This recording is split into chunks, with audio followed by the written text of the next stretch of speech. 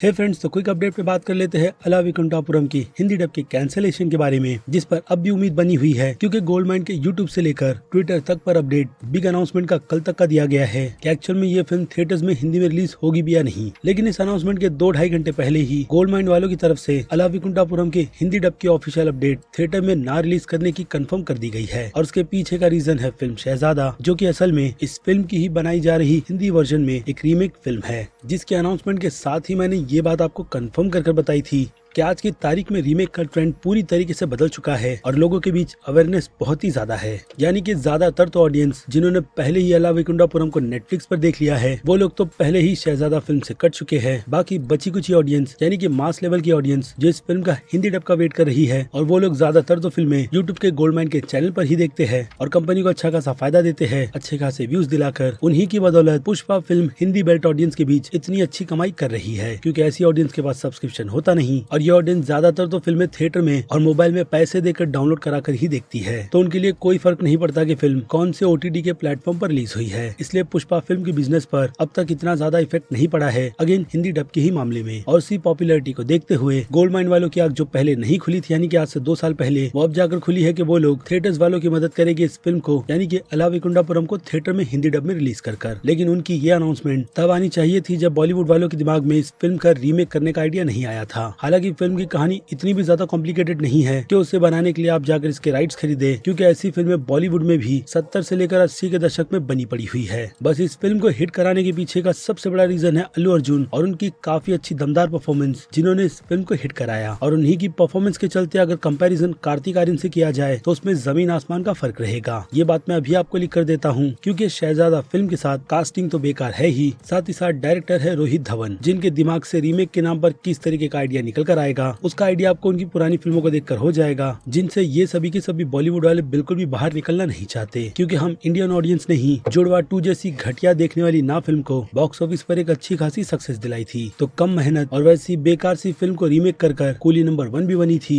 लेकिन उस टाइम तक सिचुएशन बदल चुकी थी, यानी कि ऑडियंस के बीच अवेयरनेस आ चुकी थी, इसलिए वो फिल्म थिएटर छोड़ प्राइम वीडियो पर रिलीज हुई। और शहजादा फिल्म का भी हाल इसी तरीके का रहेगा, क्योंकि इस फिल्म को लेकर ऑलरेडी कई सारी कंट्रोवर्सी क्रिएट हो चुकी है। ऊपर से मनीष शाह ने जो अला वैकुंठपुरम का जुमला छोड़ा था, उससे फैंस बहुत ही ज्यादा हर्ट हुए हैं, जिसका गुस्सा लोग ऑब्वियसली इसी फिल्म पर निकालेंगे। लेकिन ऐसे में बॉलीवुड को ब्लेम नहीं करना चाहिए, क्योंकि बॉलीवुड हमेशा गिरकर ही संभलता है, जिसमें अब ये रीमेक का ट्रेंड मेरे हिसाब से तो बंद होना चाहिए। क्योंकि साउथ की फिल्मों के अच्छे अच्छे एक्टर्स ने अपना ऐसा नाम तो बना लिया है कंटेंट के चलते कि लोग उनकी फिल्में थिएटर में देखने के लिए जाते हैं। और हाँ, हिंदी बेल्ट की ऑडियंस भी, जिसका फायदा हो सकता है गोल्डमाइन वालों को हो, क्योंकि उनके पास कई सारी फिल्मों के हिंदी डबिंग के राइट्स अभी भी पड़े हुए हैं। लेकिन आगे का रास्ता मुझे लगता है कि गोल्डमाइन वालों के लिए बिल्कुल भी ठीक रहेगा, क्योंकि उन्होंने जो रास्ता फिल्म की हिंदी डबिंग साउथ मूवीज को लेकर दिया था, उसे अब ऑफिशियली खुद साउथ वाले ही अडेप्ट कर अपनी फिल्म को डायरेक्ट ही थिएटर में रिलीज करवा देंगे। यानी कि बीच की जो कोई भी डील रहेगी वो डायरेक्ट हटेगी और हिंदी डिस्ट्रीब्यूटर्स और मनीष शाह का डबिंग स्टूडियो फिल्मों को हिंदी डब करने का काम करेगा। लेकिन अभी ये जो कुछ भी हुआ है, उसके पीछे का सबसे बड़ा ब्लेम अल्लू अर्जुन के पिता को ही दिया जा रहा है, क्योंकि उन्होंने शहजादा फिल्म में अपने पैसे लगाए हैं और कोई भी प्रोड्यूसर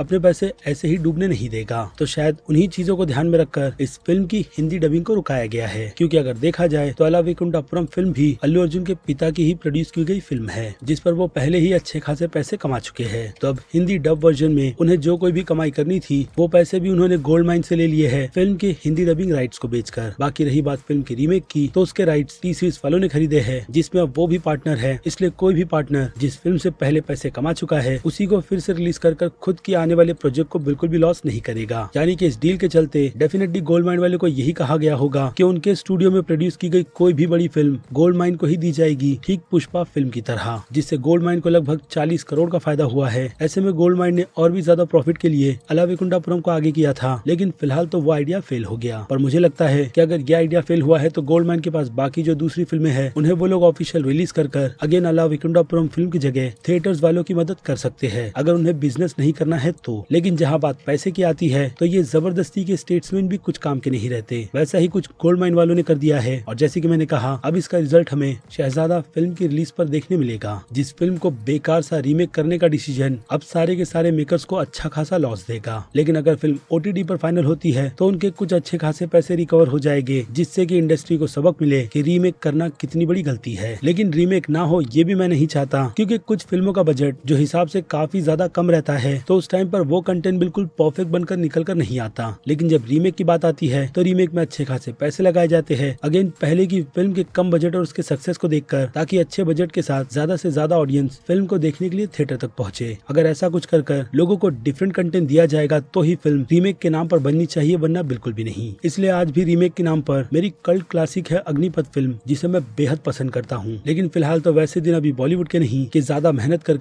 इस इंडस्ट्री में अच्छे खासे कंटेंट की फिल्म बनाई जाए, क्योंकि यहाँ पर पूरा का पूरा खेल अब सिर्फ और सिर्फ रीमेक का चल रहा है। क्योंकि अच्छी स्टोरी पर इनसे फिल्म बिल्कुल भी नहीं बनती। बस बॉलीवुड से लेकर बाकी दूसरी सभी इंडस्ट्री में ट्रेंड को ही फॉलो किया जाता है, जैसा ट्रेंड बाहुबली फिल्म के बाद चला था। और अब KGF की लहर है तो ट्रेंड भी उसी फिल्म के मुताबिक अब हमें बॉलीवुड की फिल्मों में देखने के लिए मिलेगा। बाकी अब देखते हैं कि कल कौन सी अनाउंसमेंट गोल्ड माइन वालों की तरफ से की जाती है अला वैकुंठपुरम लो फिल्म के लेकर, कि ये फिल्म थिएटर या फिर गोल्ड माइन के YouTube चैनल पर रिलीज होती है, जिसका पता तो अब हमें कल ही चलेगा। बाकी अब आपकी क्या राय है उस बारे में मुझे कमेंट कर आप जरूर बताइएगा, क्योंकि वक्त है वीडियो को यहीं पर खत्म करने का। मैं हूँ अजीज शेख, मिलूंगा आपसे जल्द ही दूसरी किसी वीडियो में। Till then bye.